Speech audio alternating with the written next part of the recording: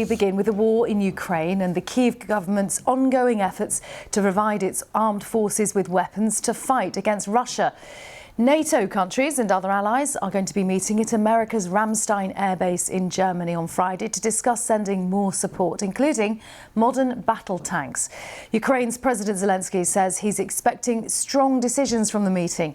The US has already announced it will provide $2.5 billion worth of new weaponry and munitions for Ukraine, although that doesn't include tanks. Our defence correspondent Jonathan Beale has more. Is this the week when the West finally delivered the weapons Ukraine says it needs to win this war? Britain is the first promising to send modern main battle tanks.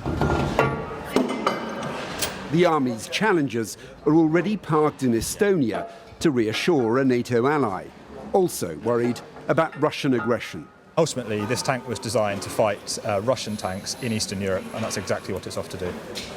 The troops who operate them here believe they will make a difference for Ukraine in battle. At the start of the war, the West's focus was on providing weapons for Ukraine to help it defend itself. That has now changed. Britain is giving 14 of these Challenger 2 main battle tanks, as well as 30 of these massive self-propelled guns. Used together, the hope is that Ukraine will punch through Russian lines and retake territory. From defence to offence. But Ukraine says it still needs more. The UK's Defence Secretary today gathered allies to step up the pressure. And some are specifically hoping that Germany will deliver. I hope that tomorrow in Ramstein that people will all hear the message that, unlocking tanks is part of 2023. We've done our bit. It's not a battle-winning single change 14 tanks. But it shows that the glass ceiling can be broken and that we can put these vehicles in. It is the German-made Leopard tank that could make the difference. Hundreds built and operated by many European nations.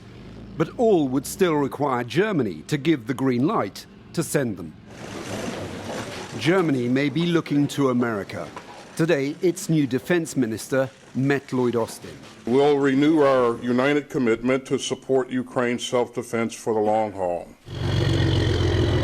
The US, Ukraine's biggest military backer, so far hasn't sent main battle tanks either. In Berlin, there are still lingering fears of Russian escalation. Moscow has once again warned the West against providing heavy weapons to Ukraine. It's promised to hunt them down and destroy them. Jonathan Beale, BBC News, Tapa, Estonia. Our Europe correspondent Jessica Parker is in Ramstein ahead of that meeting. It's certainly going to be the central issue, it seems, at today's talks in Ramstein. And as Jonathan Beale, the defence correspondent, was just explaining, it really is seen as a potentially crucial moment the coming weeks, the coming months in this war. Of course, there is speculation that Russia could try and mount a spring offensive. So there is this pressure to try and help Ukraine get ready for the coming fights and conflict with Russia. But there's a big question over what decisions are actually going to be made today. Interestingly, last night, Boris Pistorius, the new German defence minister, seemed to hint that there might be some news on what Germany is going to decide to do on this crucial issue of German-made Leopard 2 tanks in the coming hours, sometime maybe this morning. But in a sign of increasing pressure from countries like Poland, who have these German-made Leopard 2 tanks, its Prime Minister Mateusz Morawiecki said yesterday that maybe they wouldn't even wait for German permission in order to send those tanks. Of course, we've also heard these suggestions and these reports that Germany wants the US to step up and provide its Abrams. But what US officials have been saying is that those really wouldn't be suitable tanks to send to Kyiv at this moment. So a lot to discuss today. And overnight, of course, as you mentioned at the top, the US announcing its $2.5 billion aid package. No tanks in there. There is air defense systems, armored vehicles as well. But we'll hear a lot today about what countries are going to pledge to try and help shift the momentum in this conflict.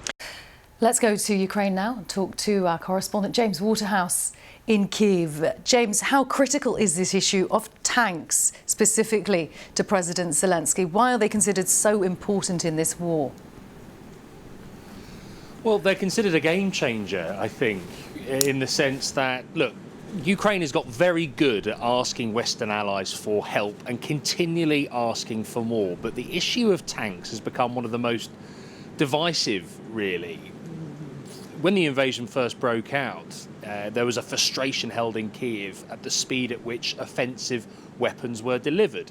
After initial hesitancy, the West then went on to provide air defence systems, long-range missiles, automatic weapons, anti-tank launchers, which proved crucial in Ukraine's ability, or Ukraine's performance, really, in how it defended itself and repelled Russian attacks and even retook territory in the autumn. But we are in a phase now where it is Russia making small, hard-fought gains in the east. And what Ukraine is saying, and has long said, is that Western, more advanced tanks would enable its troops to push across this front line, across frosty, wintry soil, and move through and retake lost territory, take out Russian positions, which we did see in the southern Kherson region. President Zelensky has reportedly lost his temper on this issue in the past, but it seems that Germany and the US are waiting to see what each other does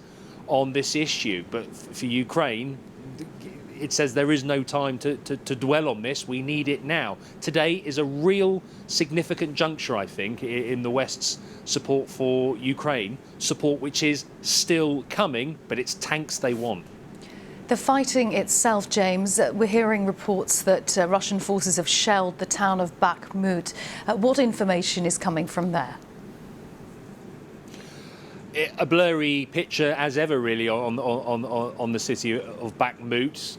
Big question marks over who controls Solidar. There's evidence that Ukrainian forces are making a tactical retreat. I don't think that's unexpected. But just to give you an idea of proximity, Russian forces have long been on the east of Bakhmut, a kilometre from Ukrainian forces in the centre, and they've started to make incursions through the front line around to the south. So this is somewhere that has become uninhabitable because of how it is neatly on the front line now. So I think if we look at other cities along the front line, like Nikopol further down on the Dnipro River, these are cities which come under regular shelling, and sadly, I don't think that is going to stop for some time.